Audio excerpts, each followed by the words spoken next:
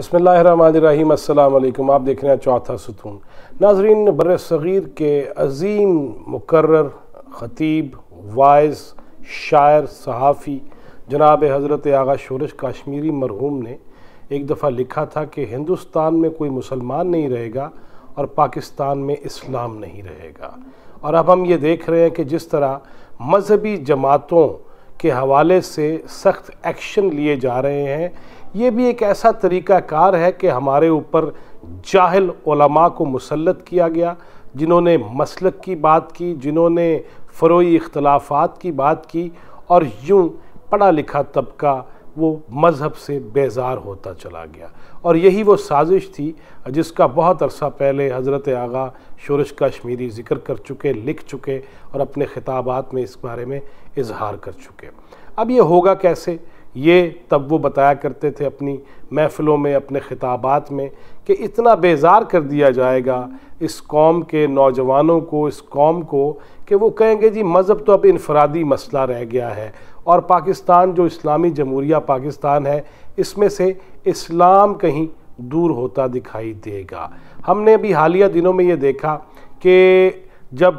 نبی اکرم صلی اللہ علیہ وسلم کی شان میں گستاخی کی گئی، ان کے خاکے شائع کیے گئے، تو تب وہ تنظیم آگے آئی جس کو آگے لایا گیا تھا، جس کے ذریعے اجتماعات منعقد کیے گئے تھے۔ ہم ماضی میں یہ ایک ویڈیو میں بیان کر چکے ہیں کہ کس طرح اہل حدیث اور دیوبندی مکاتب فکر کو ایک سائیڈ پہ کر کے بریلوی طبقہ فکر کو آگے لایا گیا، محافل میلاد منائی گئیں، روضہ رسول پہ تصاویر جو ہے وہ اس کی ریلیز کی گئیں، اور اس کے بعد اب ان کا سافٹ ویئر بھی تبدیل کیا جا رہا ہے۔ سعد رضوی اس پہ افضل قادری صاحب کے، اور وہ افضل قادری جو پہلے حصے دار تھے خادم رضوی صاحب کے ساتھ اور جلالی صاحب کے ساتھ، پھر مالی معاملات پہ اختلافات بڑھتے گئے کیونکہ فارن فنڈنگ جس کا آج کل سب سے زیادہ چرچا ہے، اگرچہ پی ٹی آئی پہ بھی یہ الزام ہے، لیکن فارن فنڈنگ کیس کے حوالے سے ابھی تک فیصلہ پی ٹی آئی کا بھی نہیں ہو سکا، لیکن پکڑ لیے گئے ہیں پیسے، اور ہیوی ڈیوٹی بڑے اربوں روپے وہ تحریک لبیک پاکستان کے جو اکاؤنٹس میں اور فارن فنڈنگ ہوتی تھی، اس حوالے سے ثبوت بھی اکٹھے کر لیے گئے اور مال بھی اکٹھا کر لیا گیا ہے، اور سعد رضوی سے ساری تفصیلات حاصل کر لی گئی ہیں۔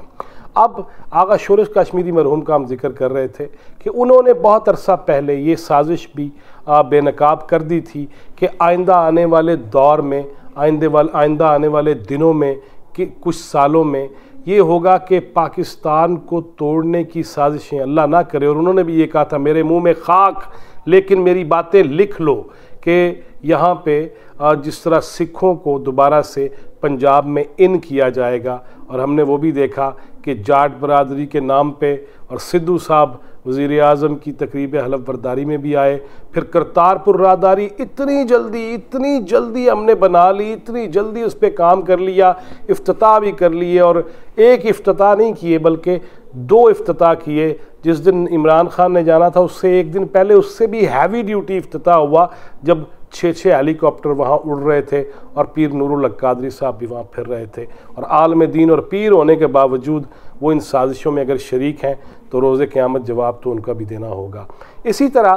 ہمارے اندر سے جذبہ جہاد، جو یقیناً اسٹیٹ کا کام ہے جہاد کا اناؤنس کرنا، جنگ کا اناؤنس کرنا، لیکن وہ جو دلوں میں تھا نا کہ ایک ایمان کا حصہ ہے اور بنیادی اراکین میں سے ہے، اس کو ہمارے اندر سے مسدود کیا گیا، جس طرح سے کم کرنے کی کوشش کی گئی، اور پھر ہمیں الجھا دیا گیا فروعی اختلافات کے اندر، بیزاری دین سے شروع ہو گئی، اور پھر اس کے بعد علماء کی مخالفت میں ہم نے اسلام کی مخالفت بھی شروع کر دی، اور یوں دیکھتے ہی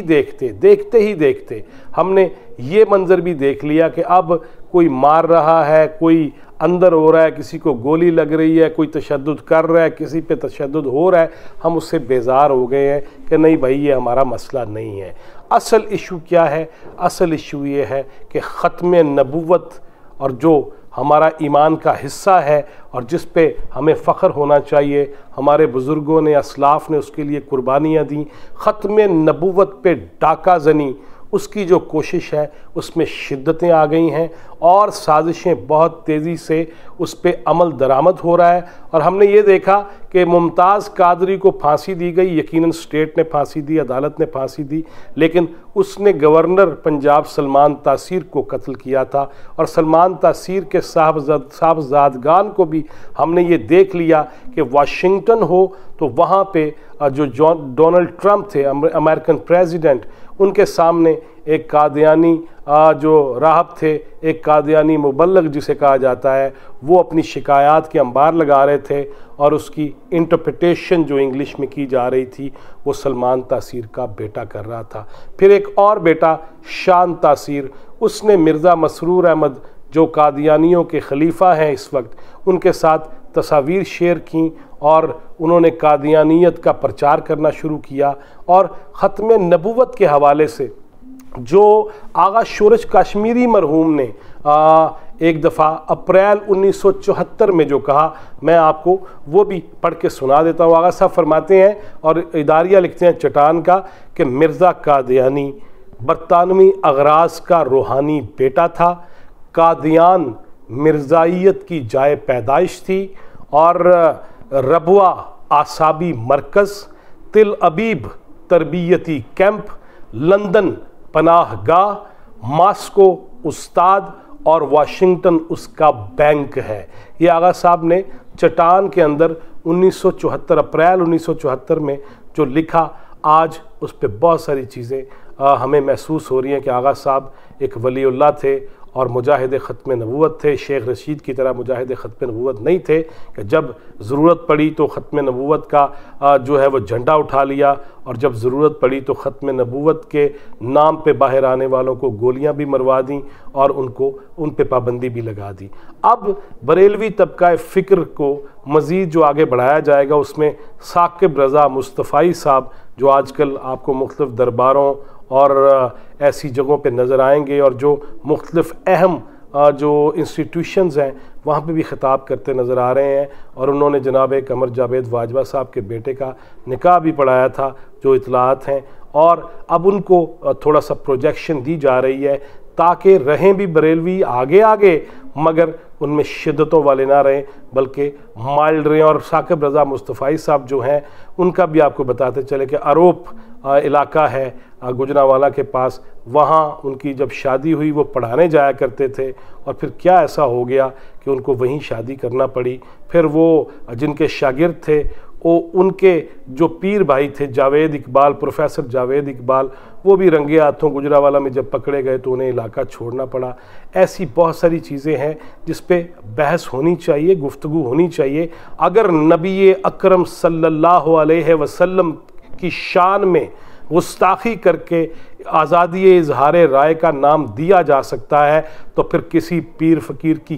کیا وقت ہے، کسی جج جرنیل سیاستدان کی کیا وقت ہے کہ اس پہ بات نہ ہو سکے۔ اس پہ بھی بات کریں گے، اور آئندہ چل کے آپ کو یہ بھی بتائیں گے کہ سلمان تاثیر کے صاحبزادگان کے حوالے سے جو میں نے پرسنلی رپورٹ بھی کر رکھا ہے ماضی میں 98 میں، 97 میں، 99 میں، وہ بھی آپ سے شیئر کریں گے۔ لیکن ختم نبوت کے حوالے سے جو سازشیں ہیں وہ بہت شدت سے پھیلائی جا رہی ہیں، ہمیں مذہب سے بیزار کر کے اور ہمیں سوشل میڈیا اور الیکٹرانک میڈیا کے چکروں میں اور ڈراموں میں لگا کے اور ہمیں بیرون ملک کے ویزوں کی دوڑ میں اس قدر پھنسا دیا گیا ہے کہ اب وہ وقت آ رہا ہے، خدا نخواستہ اللہ نہ کرے کہ وہ وقت آئے جب ہم ختم نبوت پہ بات کو بھی صرف نظر کرنا شروع کر دیں، اور اسی لیے یہ سازشیں بروئے کار لائی جا رہی ہیں کہ ہمارے اندر سے یہ جذبہ ختم کر دیا جائے اور ہم بس دیکھتے ہی رہ جائیں، اور اللہ نہ کرے سطح پہ آ جائیں کہ پھر کی ہو گیا جی،